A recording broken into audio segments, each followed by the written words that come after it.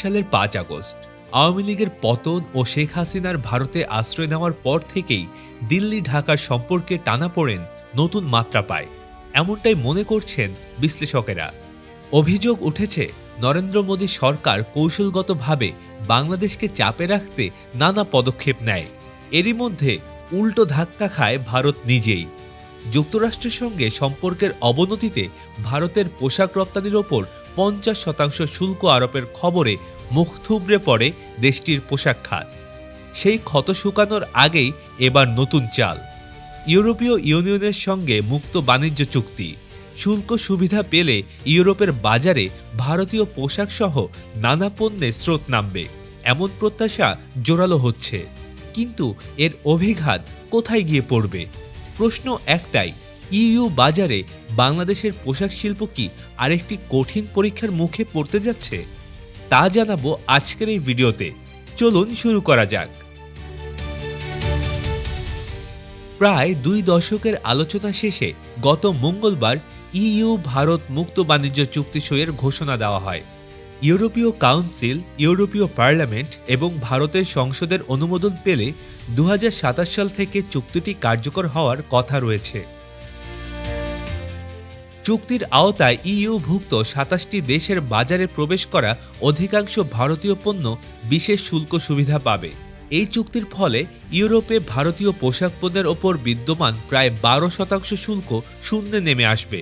পাশাপাশি চামড়াজাত পণ্য, সামুদ্রিক পণ্য, হস্তশিল্প ও গয়নার মতো পণ্যের ক্ষেত্রেও শুল্ক কমানো হবে অথবা বিনা শুল্কে প্রবেশাধিকার মিলবে। ভারতের গণমাধ্যম জি নিউজ জানিয়েছে, এই চুক্তির মাধ্যমে ইউরোপের বাজারে বাংলাদেশের পোশাক রপ্তানির একটি বড় অংশ দখলের আশা করছে ভারত। বর্তমানে ১৯৭৫ সাল থেকে এলডিসি বাণিজ্য সুবিধার আওতায় ইউরোপে অগ্রাধিকারমূলক প্রবেশাধিকার পেয়ে বাংলাদেশ ইইউর দ্বিতীয় বৃহত্তম পোশাক সরবরাহকারী দেশে পরিণত হয়েছে। ডেনিম, ট্রাউজার ও টি শার্টের মতো কয়েকটি পণ্যে বাংলাদেশ চীনকেও ছাড়িয়ে গেছে। ইইউতে শীর্ষ পোশাক রপ্তানিকারক দেশের তালিকায় চীনের পরেই বাংলাদেশের অবস্থান।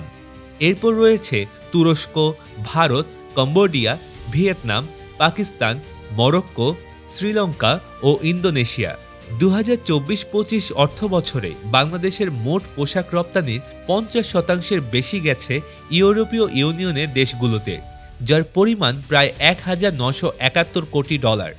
ইইউর সঙ্গে চুক্তির পর ভারতের বাণিজ্য মন্ত্রী পীযূষ গোয়াল বলেন, ইউরোপে ভারতের টেক্সটাইল রপ্তানি দ্রুতই $৭ বিলিয়ন থেকে বাড়িয়ে $৩০ থেকে $৪০ বিলিয়ন নেওয়া সম্ভব হবে বলে তিনি আশা করছেন। তার ভাষায়, বাংলাদেশ কিভাবে শুল্কমুক্ত সুবিধা নিয়ে ইউরোপে বড় বাজার দখল করেছে এই প্রশ্ন আমাদের করা হতো। তবে বাংলাদেশের পোশাক খাতের উদ্যোক্তারা মনে করছেন, প্রতিযোগিতা বাড়লেও তাৎক্ষণিক বড় ঝুঁকি তৈরি হবে না। বিজিএমইএ পরিচালক ও সুরমা গার্মেন্টসের ব্যবস্থাপনা পরিচালক ফয়সাল সামাদ বলেন, বাংলাদেশের গার্মেন্টস শিল্প ভারত থেকে অনেকটাই এগিয়ে রয়েছে। দর, কাজের মান ও উৎপাদন সক্ষমতায় বাংলাদেশের অবস্থান তুলনামূলকভাবে শক্ত। তিনি বলেন, ভারতীয় পণ্যের সঙ্গে বাংলাদেশের রপ্তানি পণ্যের ধরনে খুব বেশি মিল নেই। বাংলাদেশ মূলত লো ও মিড রেঞ্জের পোশাক রপ্তানি করে, যেখানে নিট পোশাকের প্রতিযোগিতা কিছুটা কাছাকাছি। তবে প্রতিযোগিতা বাড়লে ক্রেতাদের দিক থেকে ১০ থেকে ১২% দাম কমানোর চাপ আসতে পারে বলে তিনি মনে করেন।